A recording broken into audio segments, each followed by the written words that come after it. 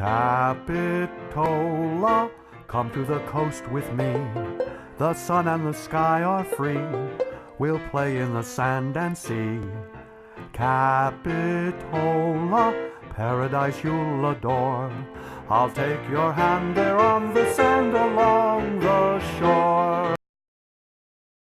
We are here with Bruce Arthur, longtime Capitola resident and former member of the Capitola City Council, and he's going to share some of his memories of living in the Capitola area. So Bruce, thank you so much for being part of the Capitola Memories Project. Oh, thank you. I'm honored to be part of it. Tell us about your family history in the area. Well, family history goes back to the 1800s.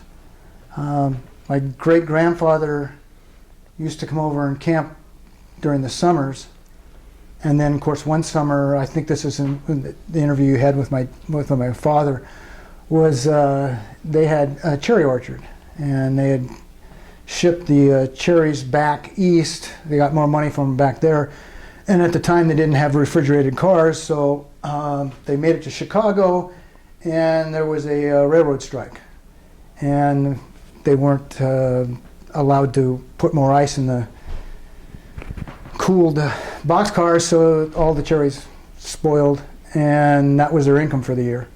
Now this is the family farm over in San Jose, that produced the cherries? Yeah, in the Willow Glen area of San Jose. So they came over to Capitola like they normally would do for the summer, and started fishing and sold the fish to supplement their income, and the next year they had another cherry crop. So Capitola saved them. Yeah, so to speak. We've got a picture of the family, my great-grandfather and my great-grandmother and a bunch of other people, and my great-aunt, taken back in 1894, and it's got the trestle in the background. And she eventually went to San Jose Normal School, which was San Jose State College, and graduated with a teaching degree, and was hired as a one-room school marm in Danville. They had come down and plied her with whatever they plied her with, and got her to agree to come up there, where she met a widower and was married. They subsequently, in the 20s, bought the property on the river in Capitola, which had a cabin on it. It was more of a shack, but the family used that shack until 1963, when my parents built a new house on the property. Some of my fondest memories are in that shack. I don't think I'll ever forget. People talk about, I use a simile.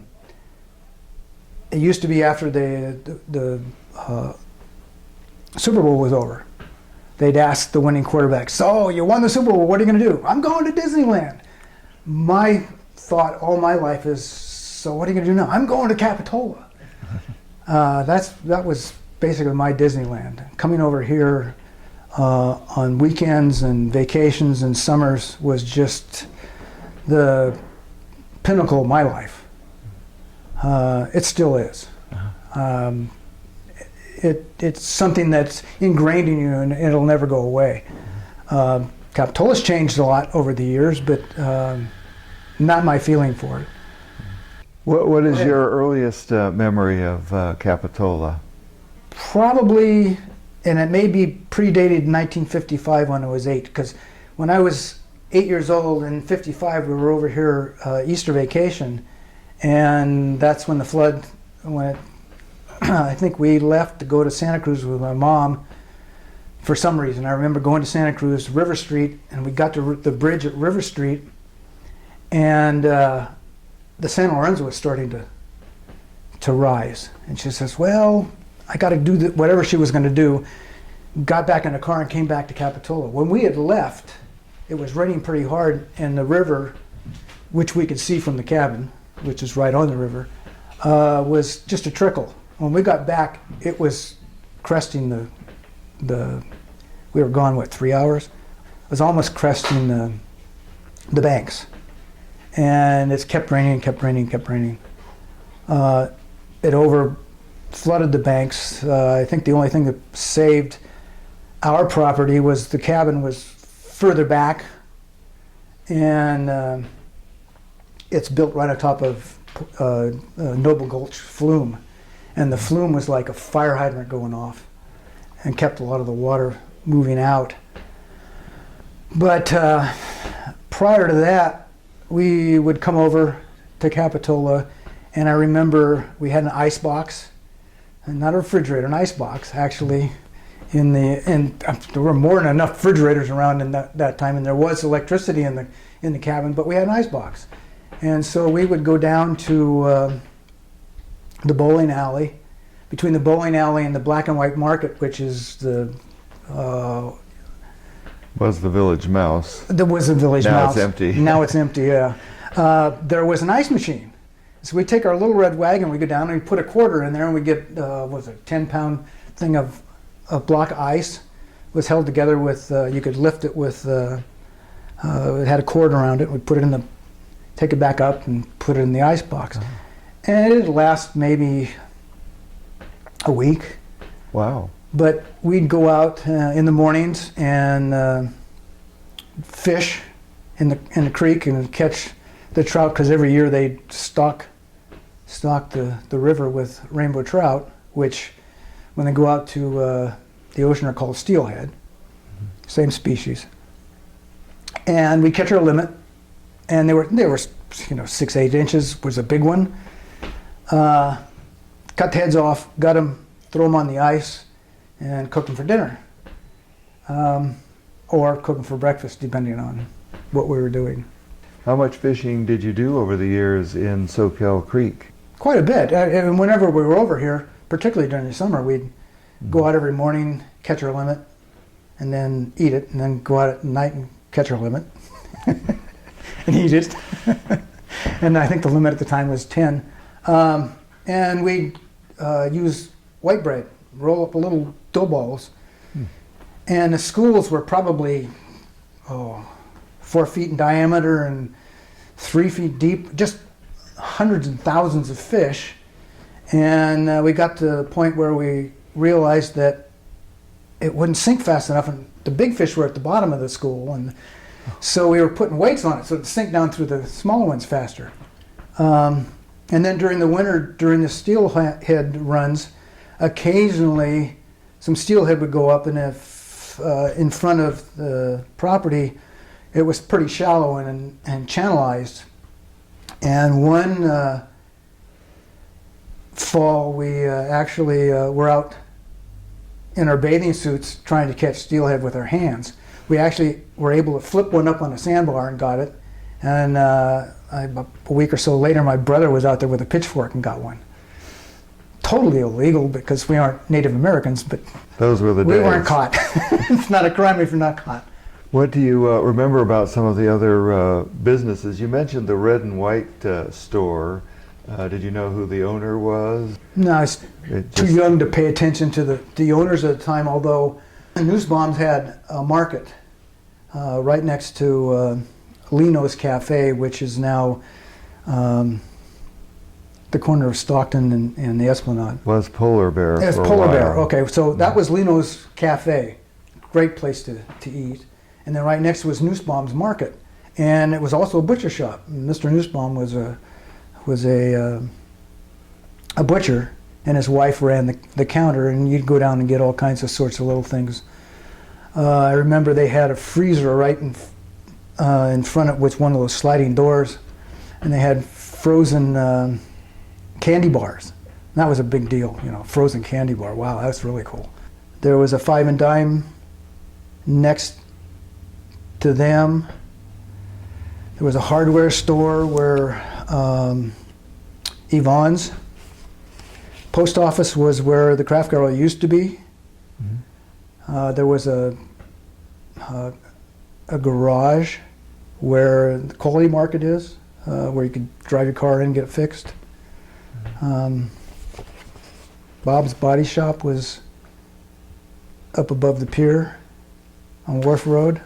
Now, I was wondering about that body shop. I think in the early days it was called the Concrete Garage. Yes. I've seen photos of it with that sign. Yeah. Do you know how long that building was there? Was it sometime in the 60s that it came That down? it went away. It was there as long as I can remember, and then finally they demolished it and built the condos. Mhm. A couple of the other businesses that we frequented a lot was the Capitola Playhouse, and which had skee bowl and pokerino. Antonetti, former councilman, mayor. Actually, Mr. Nussbaum was on the city council also. I was looking back through the history of the city council. We'd go down in the evenings and play a couple games of skee bowl or pokerino, and Andy would walk around with little tickets. And you'd get so many points for so many points, and you save up your tickets, and you had a whole big glass counter full of prizes, and each prize had a number of tickets you needed to get the prize. And the top shelf was always what you would strive for, but could never quite reach. You know, like I think at the top shelf they had a waffle iron, and the things that we got the most, we had fun with, were Chinese handcuffs. They were the little things you put your fingers in, you couldn't pull them out. And then there was a merry-go-round. And we'd go down, and I think it was a nickel or a dime, something like that, and ride the merry-go-round. And the merry-go-round was right there where Zilda's deck is now. Yes. Were there other rides at various times besides the merry-go-round? No, there was two iterations of the merry-go-round. One back in the 20s and the 30s, I think. A big storm came and demolished it. Andy, when he took it over, and I don't know what the date was, it was always there as I can remember. He'd take it down during the winter, and then reassemble it during the summer months. Probably a wise move. Yeah. And then there was a Circle Boat Rentals where you'd walk from the Esplanade through a hallway out to where the old slide used to come down off the bridge, and they had canoes and rowboats, and we used to rent these big tractor inner tubes, take them out on the beach and roll around in them, and occasionally rent a boat, although our neighbor had a rowboat that we used an awful lot. Did you play in the lagoon? Oh, all the time. Mm-hmm. Yeah. Everyone said, you shouldn't be swimming. I can remember, you shouldn't be swimming there, you're going to get polio.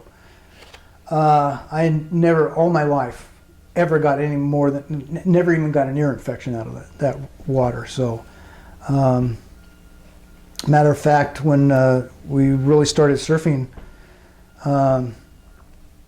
initially I didn't have a driver's license, and therefore didn't have a job, so I couldn't afford a surfboard. So occasionally we'd go over to Otto's in Santa Cruz and rent a surfboard from him and surf at Cowell's. And then when I was 16, I got a driver's license and was able to drive a truck for my dad's business and get a salary per se. Got enough money and bought my own surfboard. So I keep it at the cabin. And if I wanted to go surfing, I just jump in the creek, paddle out. Capitola wasn't breaking, then I'd paddle over to Trees or Privates or the Hook or Pleasure Point and surf that way. When did surfing start becoming popular in Capitola? Oh, well, when pop-out surfboards sprung their head, 60, 62, in that early area. 60s. Yeah, then. in the early 60s. Yeah. Yeah, I was talking with somebody on our last interview who didn't remember any surfing going on here. But she was mostly 50s, so that would make sense then. Yeah, the boards were bigger. Most of that was done, the Santa Cruz Surf Club at Steamer Lane and Cowell's Beach. Are there any particular food places around the village that you remember when you were young? Lino's Cafe. And Peterson's restaurant. You could always, well, everyone, we'd pester our mom to get us French fries. because they came in a little plastic boat, and you could take the boat and play with it after you ate the French fries. Well, that was a smart marketing scheme. They're right there, being right at the beach. Absolutely. And then the bandstand, their French fries were to die for. Do you know what their secret was? No. And never revealed? not to my knowledge. Babe, I think, lived up above it, and they actually used to rent beach umbrellas out of there too. So that's a neat memory of that. We'd go down when I was surfing.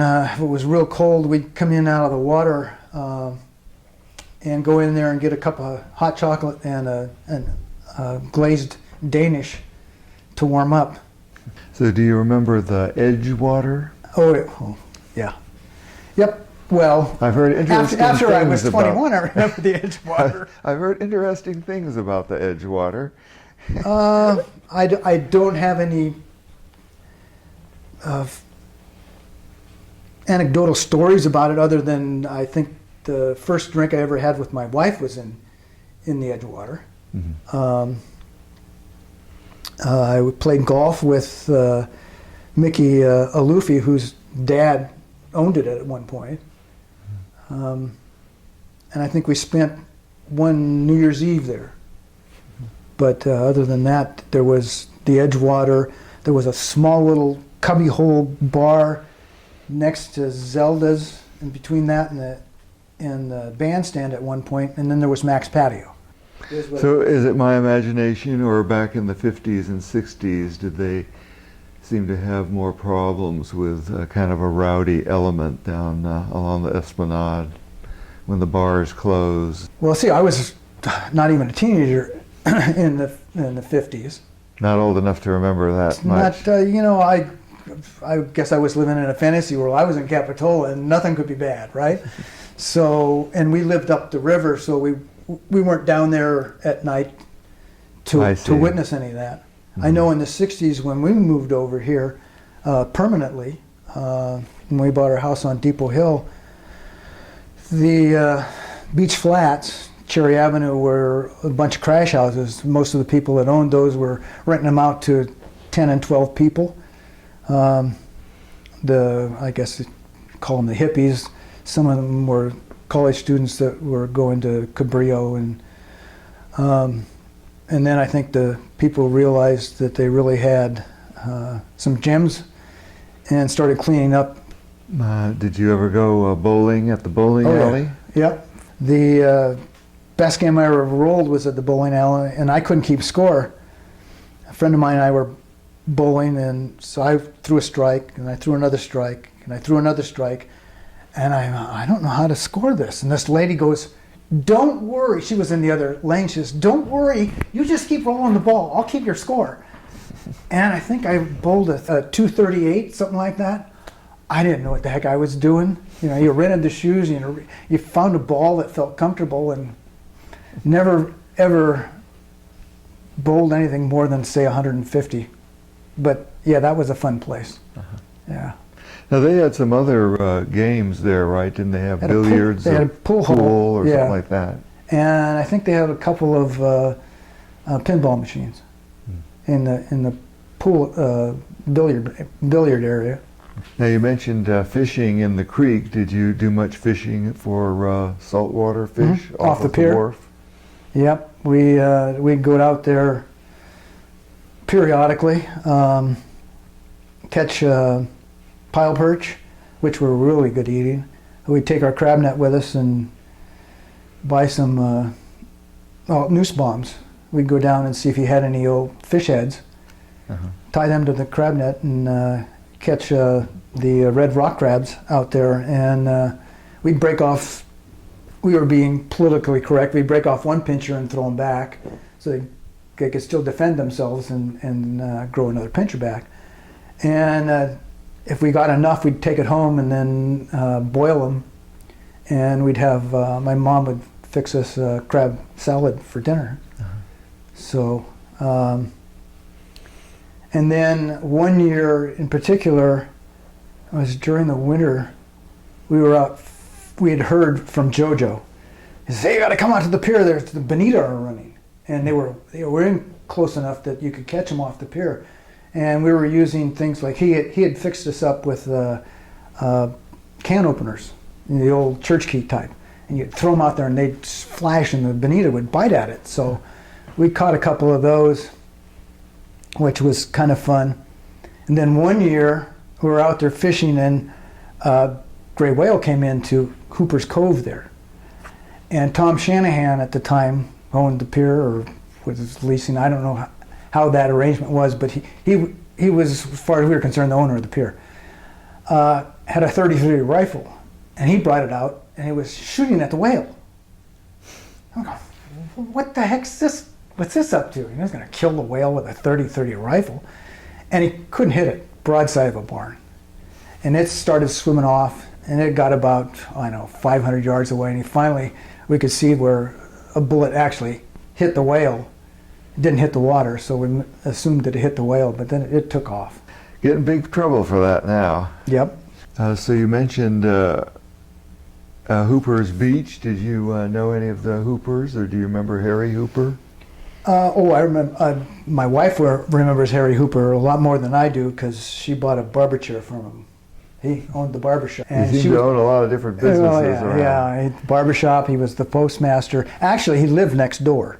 Yes, I was going to say. Prior to us moving in, he did. The Fonts bought the house from the Hoopers, but he was a fascinating guy. I'll bet. To say the least. If you read a lot of the history of Harry Hooper, he was a Renaissance man to a certain extent. I mean, a professional ball player, Hall of Famer, postmaster of Capitola, real estate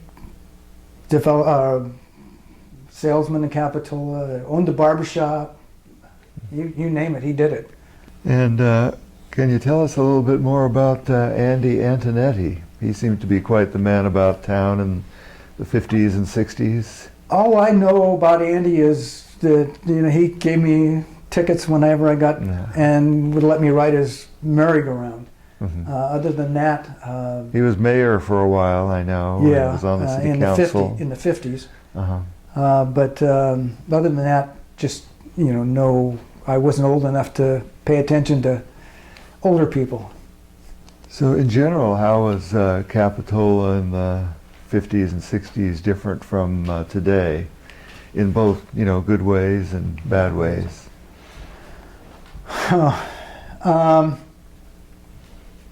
Was quieter during the winter.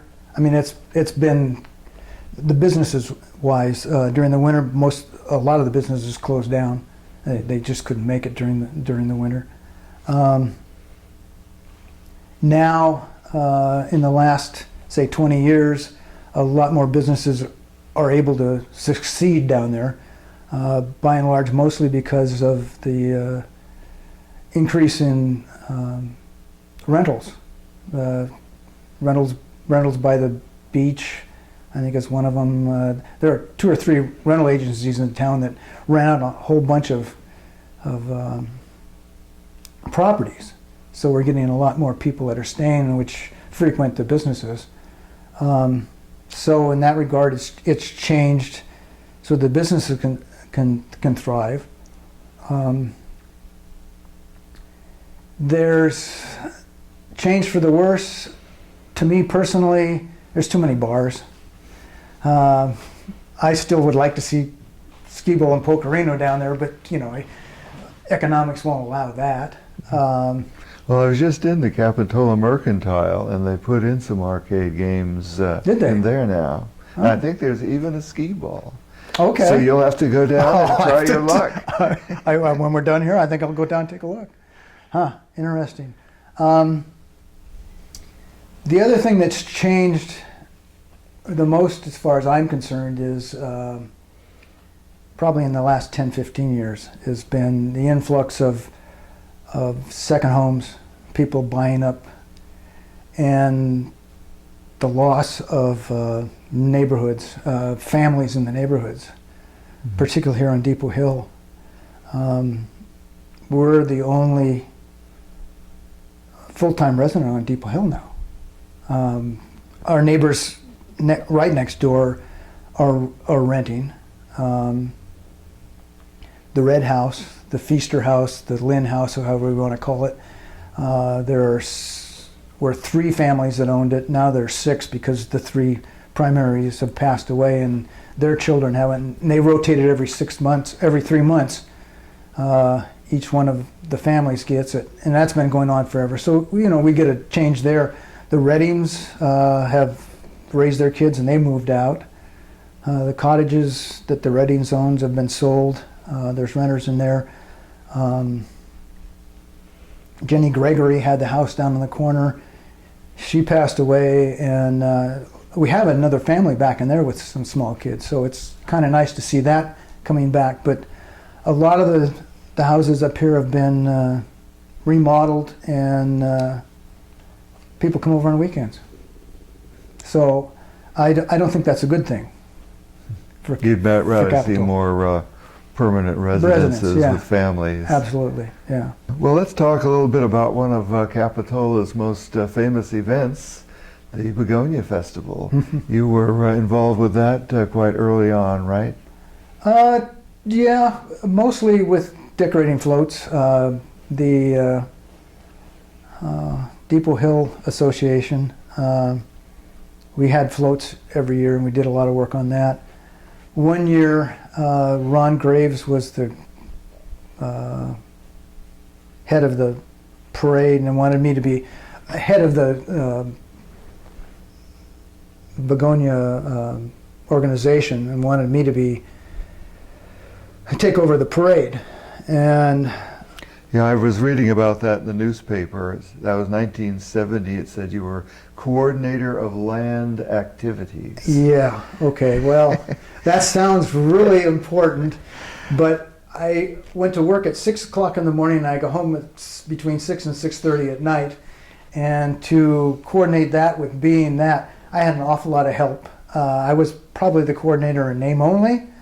I delegated most of it to people that were here most of the time, but I think that was the year, if I'm not mistaken, that we didn't have it on the creek.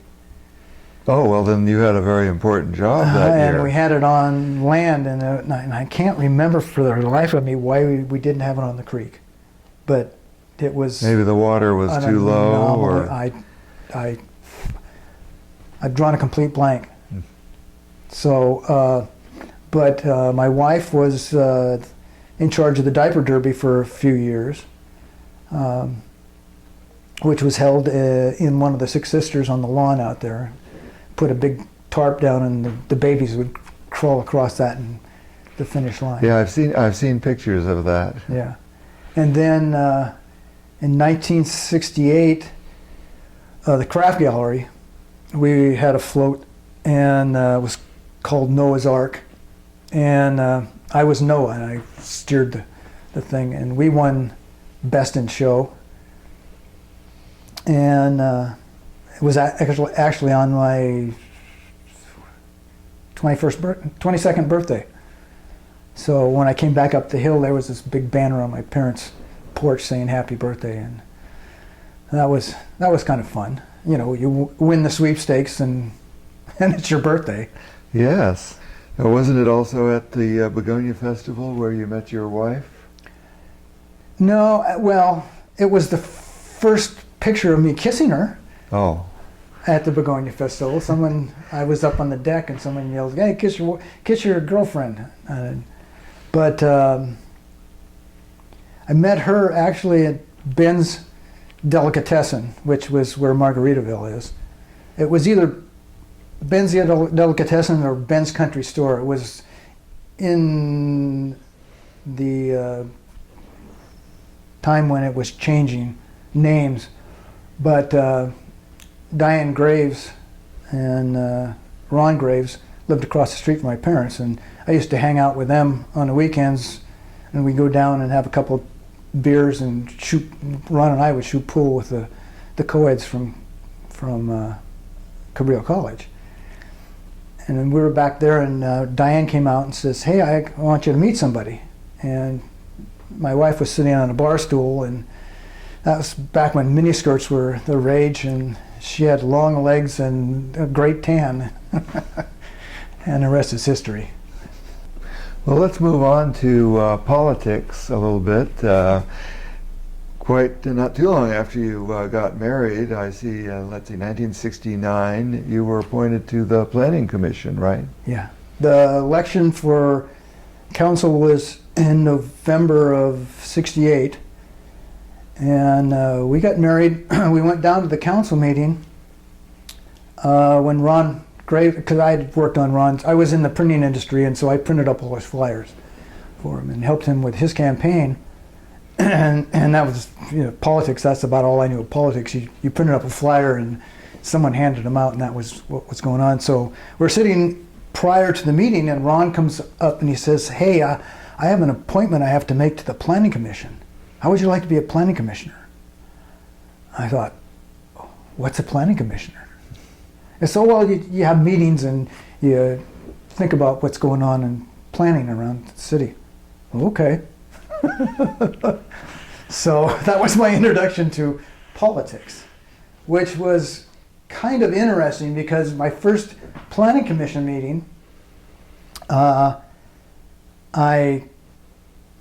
get to the meeting and one of the other planning commissioners was Lou Deasy. Lou Deasy was my high school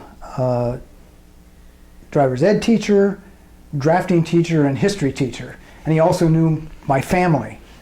So it was, oh my gosh, I'm serving on a planning commission with an ex-teacher. And then the very next day, I think in the paper it said, the headlines in the Sentinel was something about youth appointed to the planning commission in Capitola. They didn't seem too enthusiastic about a kid being on the, and I was 22 years old. And what did I know? They were pretty much right.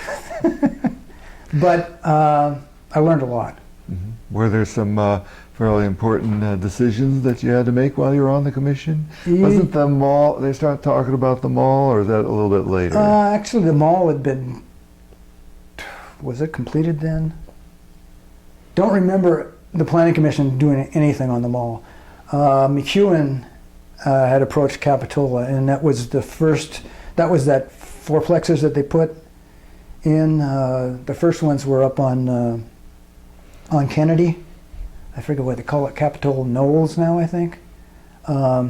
And we had a lot of meetings on how that was all going to come out. One of the things they wanted to put on the corner of Kennedy and where it transitions from Monterey to Kennedy, right on that corner, they wanted to put in a gas station.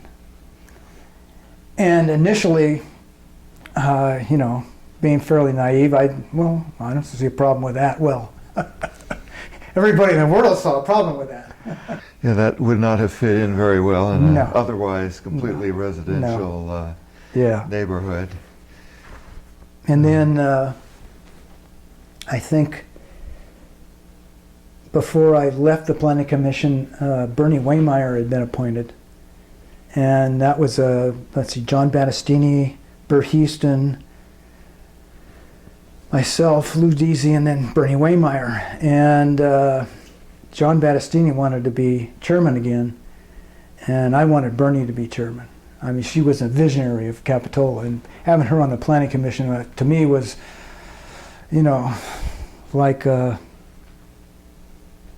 think the best thing that ever happened to Capitola. Mm-hmm. And so I talked with Lou Deasy before the meeting. I says, let's get Bernie to be the chairman. He says, well, I'll have to vote for the person that is nominated first. Oh God, okay. So before they even asked for nominations, I nominated her, and she got appointed. Now she ran the Plum Tree. Plum Tree, yeah. Mm-hmm. And Quintessence, which was another business that she had for a while. The other thing we did when I was on the Planning Commission was disco came to town.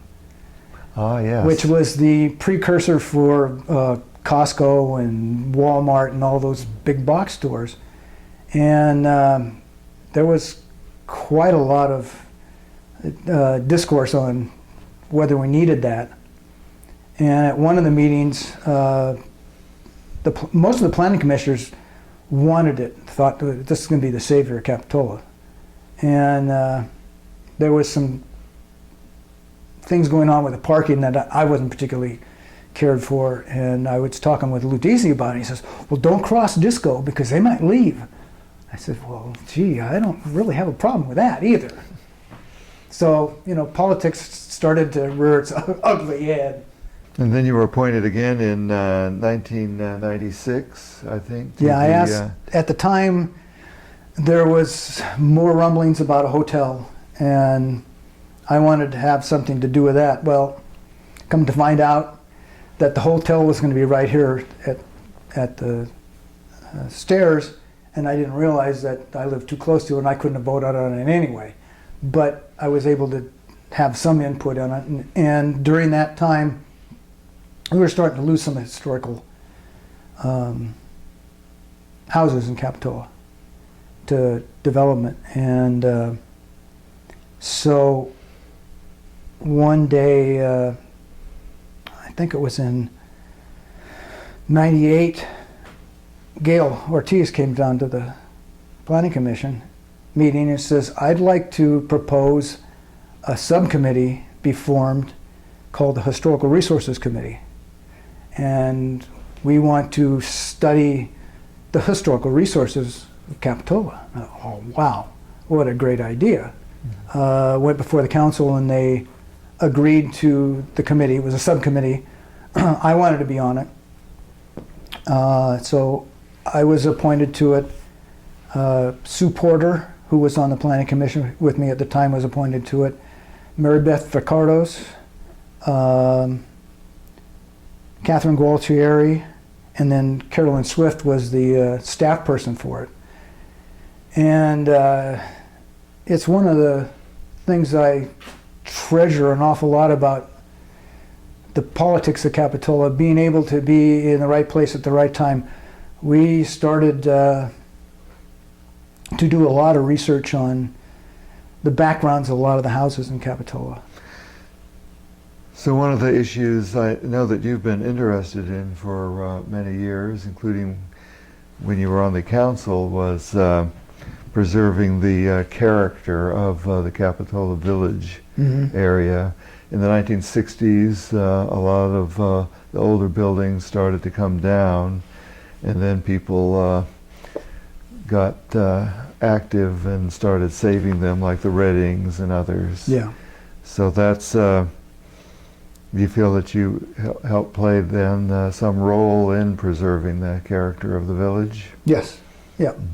Yeah. When I ran for city council, that was one of my goals, was to further that.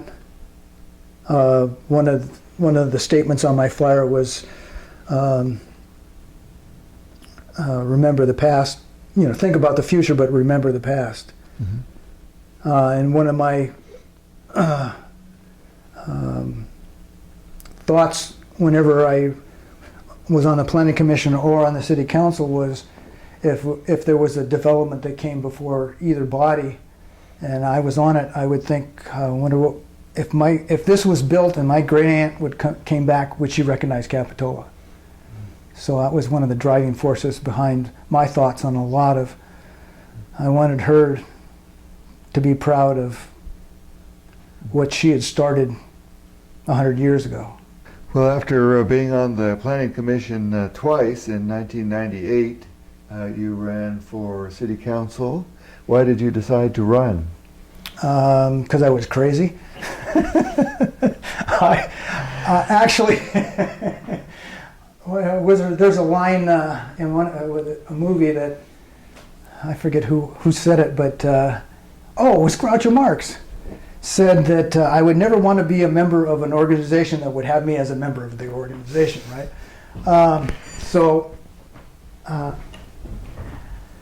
Being on the Planning Commission, I thought, if I run for city council, there are some things that maybe I can help get done.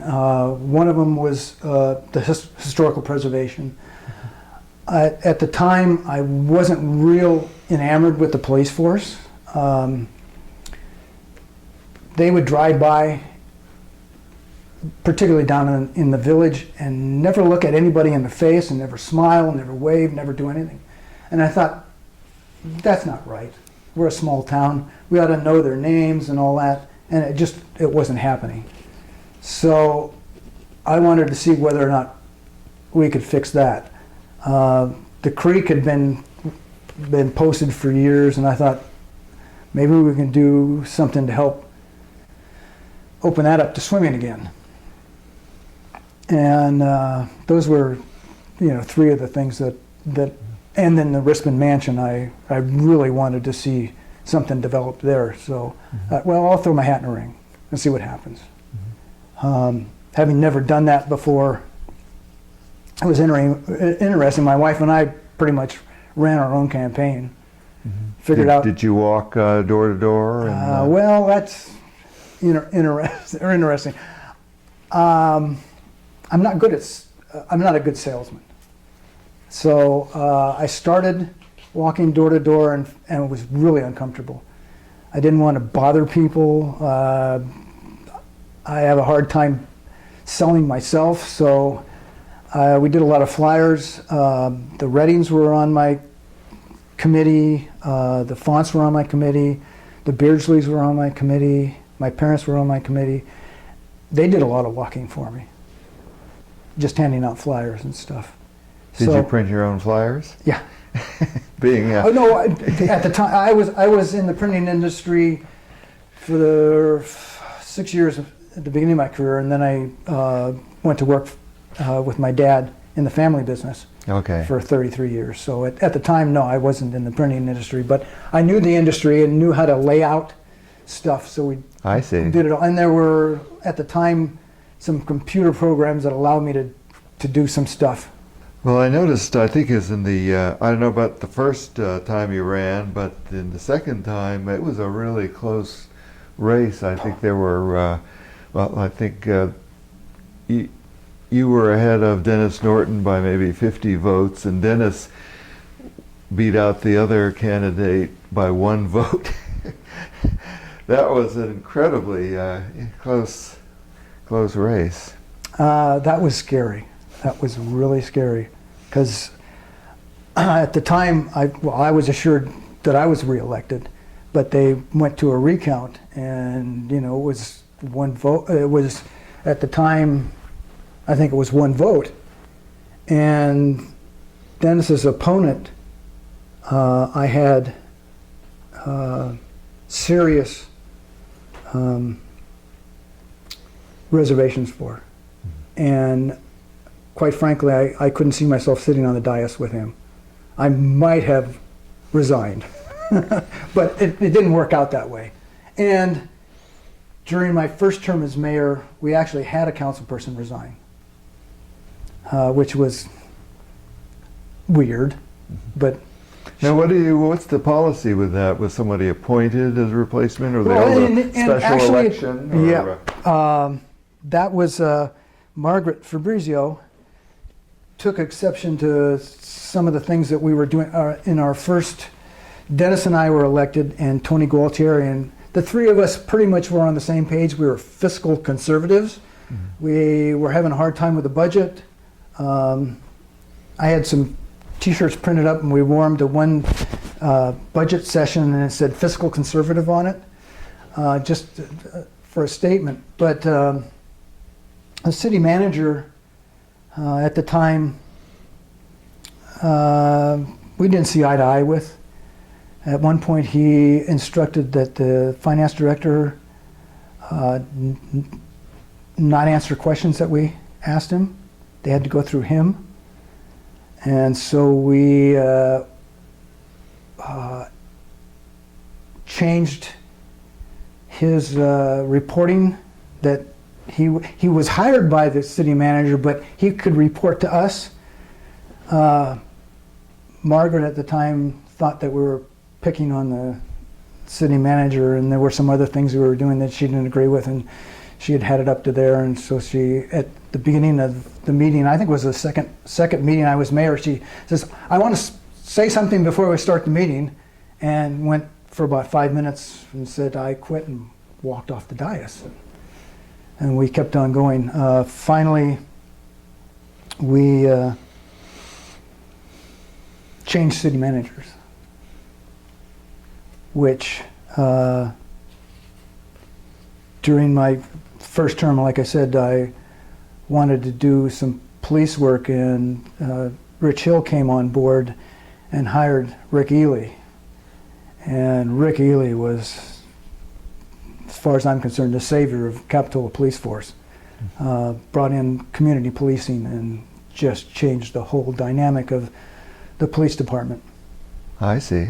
Well, also, we didn't have any financial policies in the city. Nowhere in any of the city ordinances or anything where there are financial policies. The city manager was handing out credit cards to department heads with no strings attached. That doesn't sound good. Well, it wasn't, but he didn't see a problem with it. So we actually did some research through some other cities and did some studying on it, and came up with some financial policies that, well, one had criteria for issuing credit cards, but we also put in place emergency reserve and a dedicated reserve, and which were to take place in 5 years, where we have them fully funded. And thanks to Rich Hill coming on board, we did get them fully funded. So I'm really proud of what we did there. I read that when you first got on the city council, your office hours were on a log on Stockton Avenue. That was fun, yeah. On Sunday mornings, before the council meeting, I would take the agenda down there, and it was called Dogmatic. It's where the windmill, not the windmill house, the lighthouse is there. Mm-hmm. And he had a big log out in front. And I thought, you know what? I'm going to make myself available to anyone who wants to come by and talk. And quite often someone would come down and sit, and we'd go over the agenda, or they'd have a pet peeve or whatever. And it was kind of fun. I'll bet. Yeah. Two issues that are always issues, it seems, at least since the invention of the automobile, are parking and traffic. Your thoughts on those subjects? My thoughts on it? Parking and traffic. You know, I've got a picture out a historical picture from the 20s.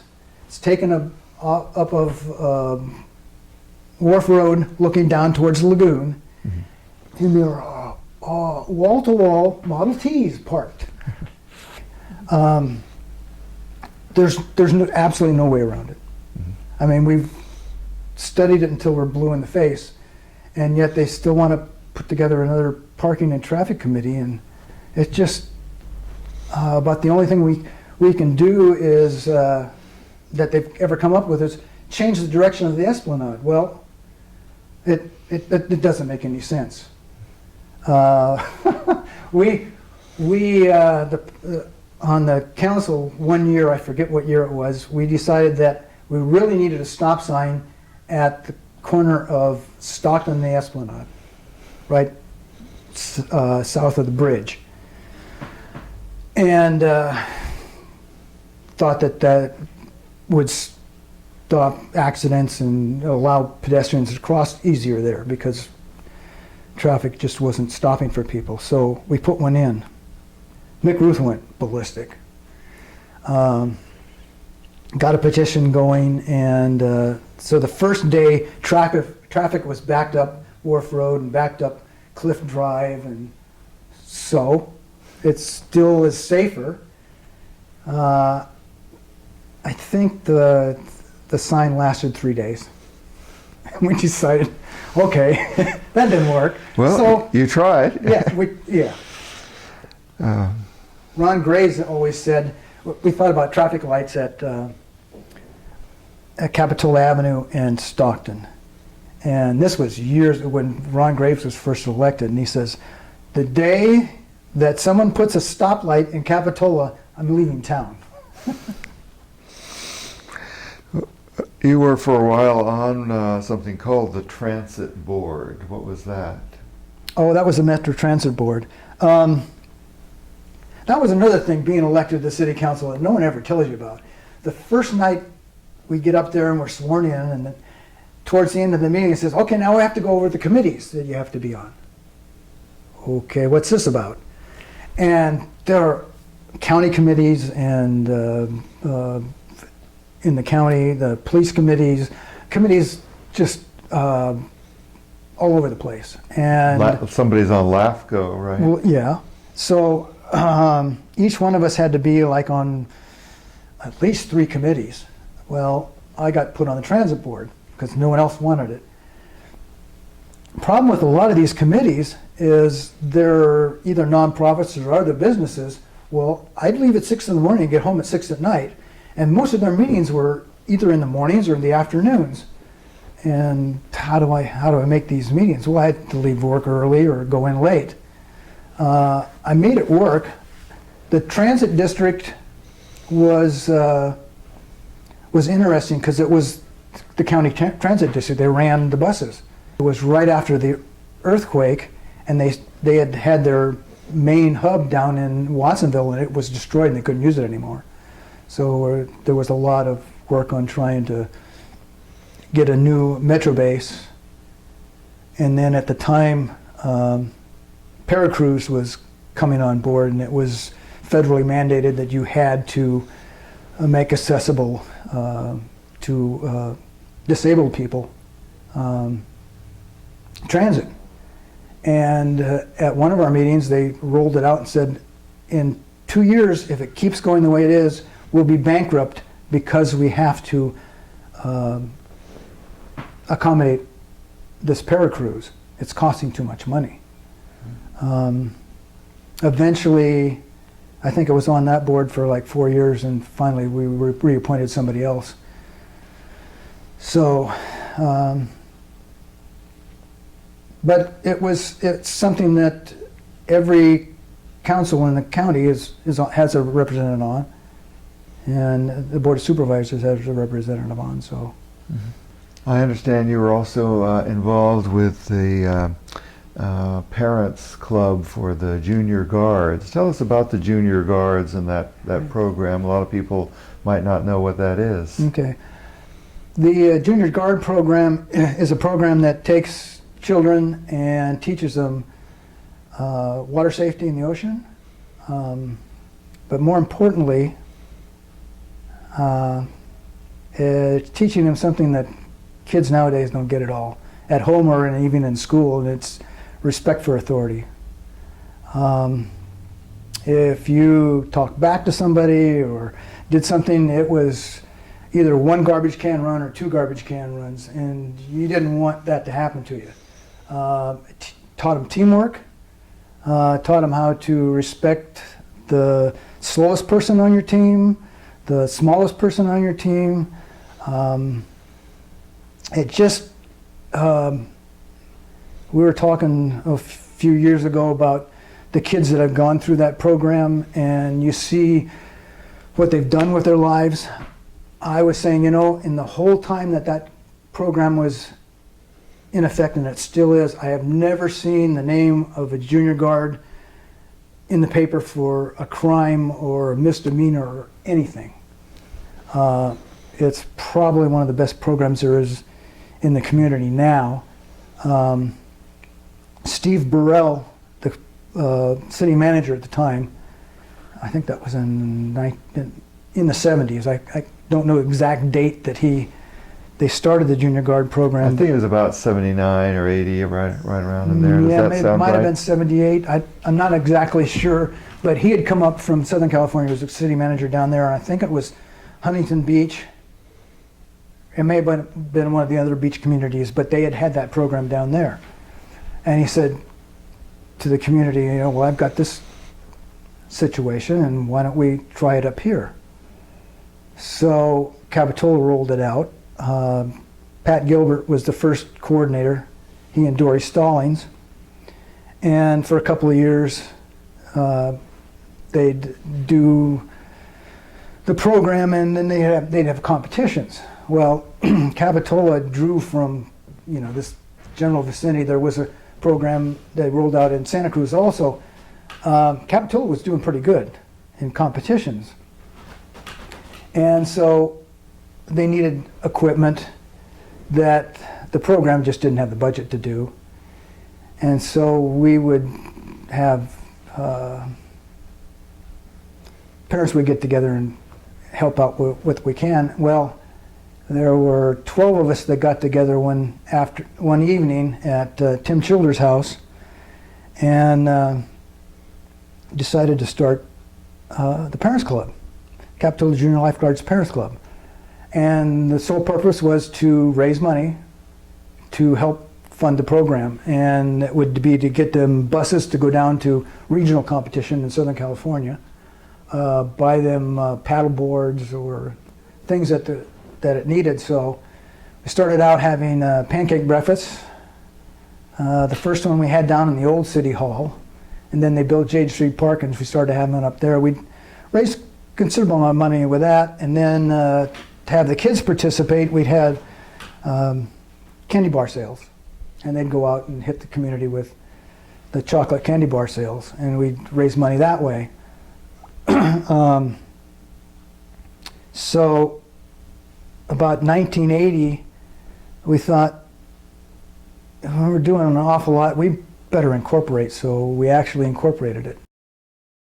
So we would charter the buses for them to go down south to competitions, and one year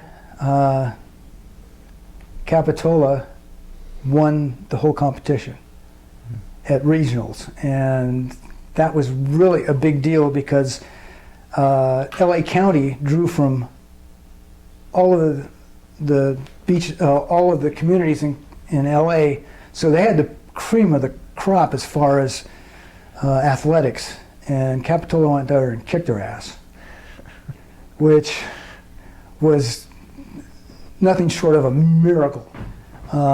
So the first year they have a flag competition.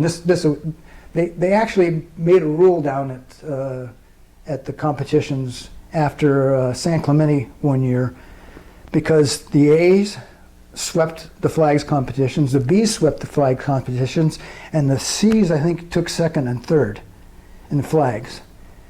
And so the next year they put in a rule that you could only have 2 people entered in each division in flags.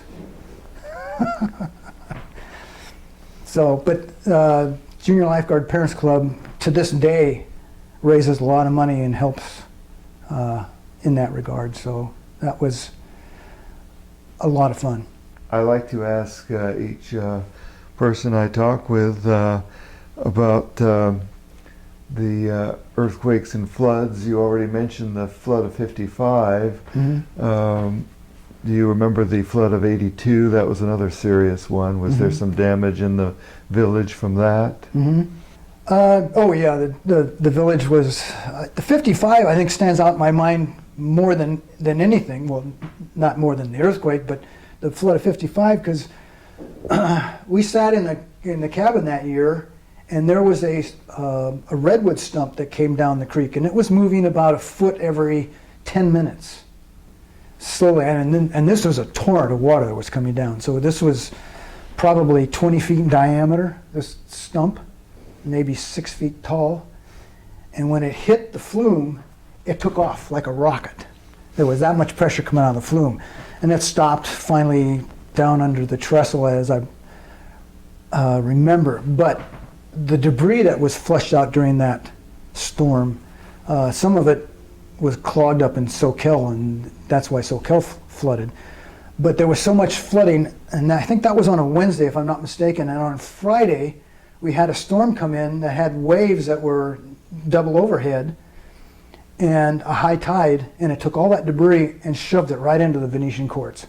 There were logs sticking out of the downstairs sideways. The earthquake, I happened to be in San Jose at work that night. I couldn't get home, but within 2 minutes after it stopped shaking, I called home. My son answered the phone, and I says, "So what's going on?" And he says, "Well, Mom's outside, she won't come in." I said, "Well, is everybody okay? Is the house okay?" He says, "Well, the house is kind of shook up.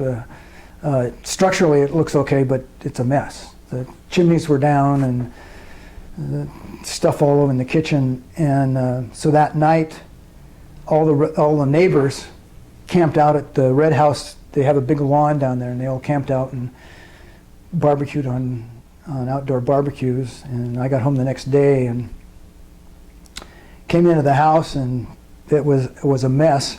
We had a bookcase in the family room, and some stuff had fallen off. All the books were still in place. One had backed itself off and was about to fall off. One book. History of the 1906 earthquake. I didn't even want to touch it. It was spooky. I'll say. Are there any other stories you would like to share? Oh, I could go on forever. But I think you covered it pretty good. Well, thank you so much, Bruce, for being part of the Capitola Memories Project. Well, I really appreciate it. I feel honored to be even considered to be part of it. So I hope you continue on with it, and that it really lives on in infamy for people to look back and see what old Capitola really was and how special it was.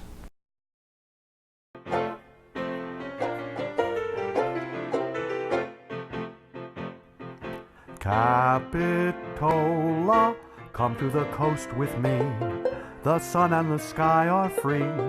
We'll play in the sand and sea. Capitola, paradise you'll adore. I'll take your hand there on the sand along the shore. Capitola, over the bridge we'll go. We'll capture the sunset glow and wait for the creek to flow. Capitola, sway to the ocean's roar. Beside the strand we'll hear the band down by the